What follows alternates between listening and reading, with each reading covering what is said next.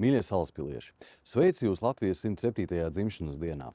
Pirms 107 gadiem mūsu valsts dibinātāji noticēja sapnim. Noticēja sapnim, kuru viņi arī izloloja un realizēja, un tādēļ mums šodien ir mūsu valsts. Pēc tam šis sapnis bija jāizstāv ar ieročiem rokās. Tādēļ šodien, kad mēs svinam 107. gada dienu, mums jāatcerās, ka daļu no šī laika mēs pavadījām svešas valsts okupācijā. Un tādēļ šodien nevienam nav tiesība teikt, ka Latvija ir neizdevusies valsts. Latvija ir un būs izdevusies valsts. Mums jāveido tās nākotni kopā. Kopā kā novadniekiem, kopā kā sabiedrībai. Jo mēs nevaram veidot katrs savu valsti atsevišķi. Es novēlu, lai šajā svinīgajā brīdī visiem salaspiliešiem, kas dzīvo ar Latviju sirdī, ir gaišas domas, ir prieks mājās, un mēs ticam savai valstī un savam novadam. Lai gaiši svētki, lai plaukst un zeļ Salaspils un lai plaukst un zeļ Latvija.